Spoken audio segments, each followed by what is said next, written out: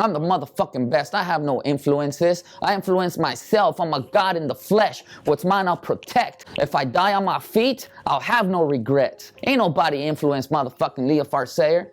Yeah, there's people I fuck with for sure. The Pet Shop Boys, big shout out, man. Well, they were an influencers of mine. You know, I was influenced by the Pet Shop Boys. I was influenced by Christian Death, Joy Division. You know, recently, you know, I did a song. I did a cover of the Pet Shop Boys. I did West End Girls, and that started circulating, and they got a hold of it, and they were like, yo, this is dope. So they gave us our shout out. They gave us our props.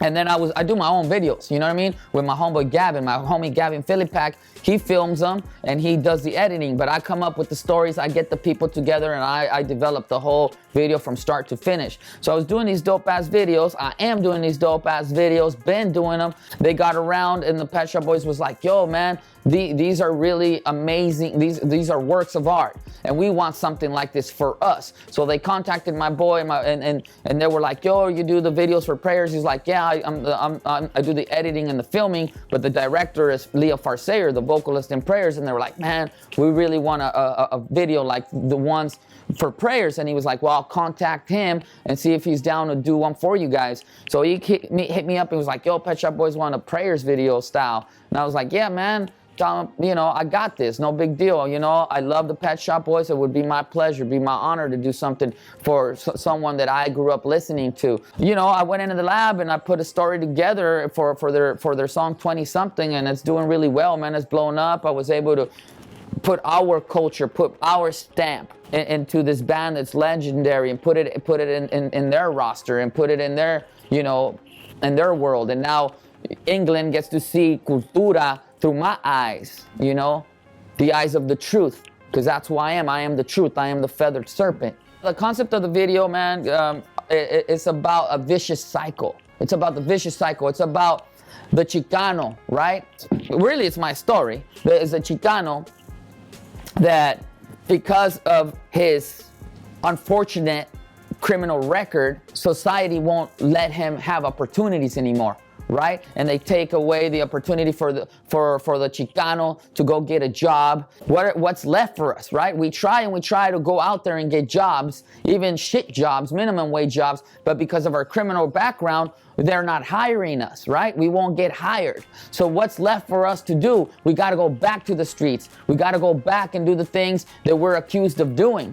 But there's nothing left for us to do. So the homeboy, he gets out of jail. He goes out and tries to get a job so he can take care of his family. No one will hire him, so he goes back to selling drugs, and he gets caught by the cops, and he gets back to prison. So it's a vicious cycle. It's that cycle that a lot of us know. My motivation and passion comes from me, man, when I look in the mirror, you know what I mean? When I look in the mirror, I'm like, yo, man, I want to make you proud, homie.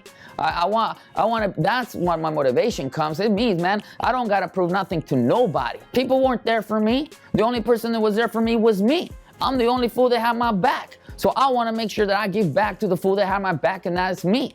I don't have a responsibility to nobody. I choose to do the things that I do for the people that I love, but nah, the only person that I want to impress is me. The only person that I want to make proud is me.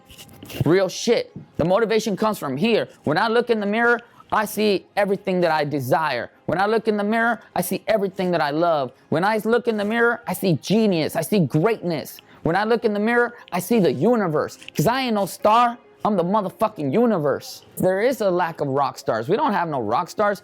Rock stars died when Prince died. Rock stars died when David Bowie died. The only person left is me. There ain't no more rock stars. Who's a rock star? There was only two rock stars. David Bowie and Prince, that embodied greatness, sexiness, mystery. They really embodied, for me, what a rock star is. The confidence, everything, the greatness.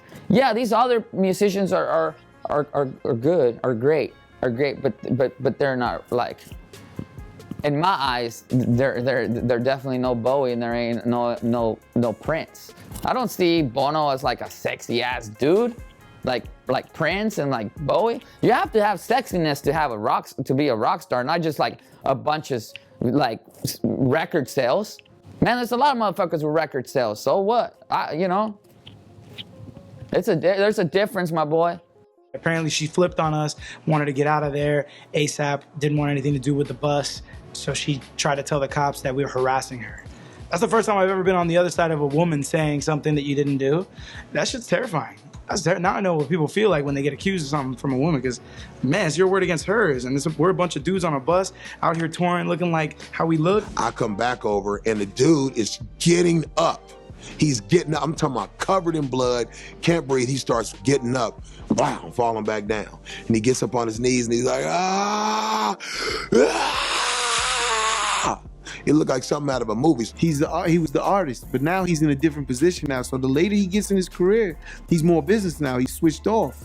He's more thinking business. He wants to be that billionaire, and he's gonna get it. Because I feel that I had confusion about that. I felt like, you know, I gotta go through time and come out and be tatted in the face in order for people to respect me. I would tell myself that a man that takes care of his family is more important than a man that's out there hurting people.